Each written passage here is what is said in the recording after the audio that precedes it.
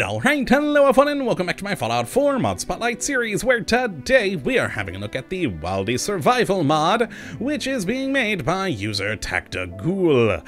And what this glorious little piece of work looks to add into the game is an impressive hand cannon of a pistol in the form of the Wildey Survivor. And oh my, this is a really fun and powerful gun to play around with, and apparently is actually a thing in the real world. I had never heard of this weapon before, but looked into it. It was designed and built during the Cold War, and is one of the most powerful handguns ever created, even apparently beating out the Desert Eagle, which is amazing. I had no idea this thing even existed.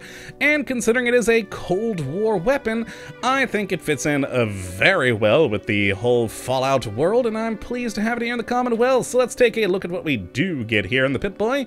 And in the most basic version of this gun, it will do 93 damage with a custom 475 Wildey round, with a firing rate of 6, range of 191, accuracy of 62, and a weight of 4.4, which that fire rate may seem very low for the amount of damage this does in the standard form, but once you add on some of the more advanced receivers, oh my, this thing starts to do a whole lot of damage per shot, to where you really should be able to take out a lot of things in the world within 1 to 2 shots, and it's beautiful.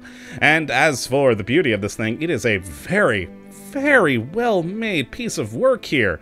Awesome texturing, awesome modeling, and when I did look up this gun, since, you know, I wanted to know if it was real, I mean, this thing looks identical to the pictures I've seen of this thing now, and it is just that well made.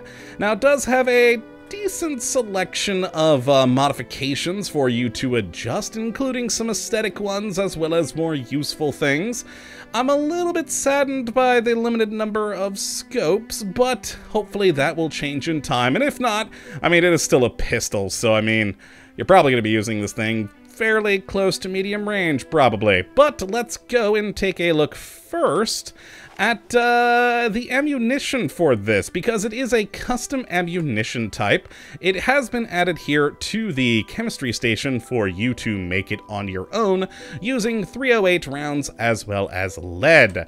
And there you go, you'll get 5 rounds per time you make it, which is pretty handy. Now, I did forget to mention how you get your hands on this gun, and, well, it is added into the leveled loot list, so you will start seeing it pop up in the world at level 20. Now, there is an unmarked quest for you to go on to find one of these prior to level 20 if you want to go searching, and the information on the clue for that is on the mod page. I don't want to spoil it, but it will get you an impressive early game gun if you follow it. Now, let's take a look at the modifications that we do have for this thing, and go to our standard version here, or at least the most basic version. And in the receiver, fairly typical of the, you know, names, etc. in here, just changing up damage, accuracy, the hipfire, that's what I was looking for, hipfire accuracy, things like that. But we also do have things like the ability to change the ammo type to 45 caliber or 44 caliber if you have an excess of those things, and even some interesting unique ones here, the Deathwish Receiver and Overkill Receiver. The Deathwish one providing by far the most damage at 238, which is pretty impressive. Now, next in the barrel category, we have a pretty standard thing here of short, medium, long, but we also have the snub nose, which somehow adds fire damage. I don't know how that does it, but it does. So yay for fire damage. That's always entertaining. Now, next in the grip category, this is mostly sort of aesthetic stuff, though there are a few things like weight and value that change, but we have a Bakelite grip, a wood grip, an aluminum grip, a pearl grip, a badass grip, and a sexy grip for you to choose from. Now, next in magazines, we have either the standard 8-shot or a quick 8-shot magazine here. We then have the sights category, where we have an iron sight, a short scope, and a helium neon laser tube sight, which is, yeah, there you go. It's an interesting one. but superior hip-fire accuracy apparently for it. And it looks very Fallout to me, so I very much do enjoy it. Now, in the muzzle category, we have either nothing or a muzzle brake. And then finally, we have the finish on the gun of either being the standard brushed stainless steel or a fancy engraved finish, whichever you prefer. So some nice options, both usefulness-wise as well as aesthetic, which I do very much enjoy. So let's go and take some shots with this thing, and oh boy, notice that really, really slow firing rate. I do love this gun, but my god, it's slow. And fire.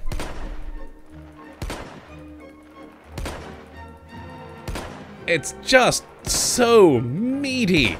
I mean, the sound is wonderful on it. The massive recoil on it is just impressive. It feels like it's doing a ton of damage. Now, of course, this is the standard receiver, so it's doing a fair amount of damage at, what was it, 93? But, yeah, once you get to some of the modded versions, oh boy. Let's actually, grab the snub-nose one first with 156 and also 10 fire damage. There we go. A little bit faster firing on this one with the modifications that I got, but not a whole lot faster. But it is fun to have that fire damage. I mean, come on, who doesn't like that? And then, of course, we have the, I think, which one did I go on this one? The Overkill Receiver. There it is.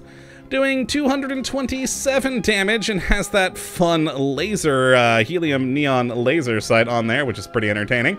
And though still technically iron sights. And fire. Oh boy, with how zoomed in that is kind of unnerving with that gun flying right towards your face. But there we go. A very nice, fun, powerful gun.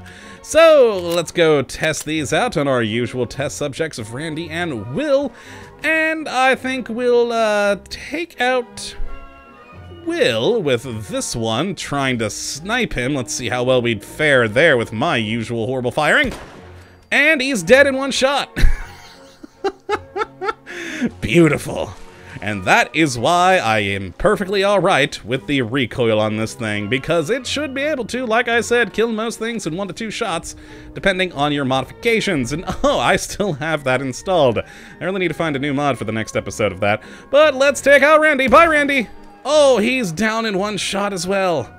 Beautiful. Beautiful. And it doesn't look like there's any other test subjects over there in the distance. No death claws or raiders of any form.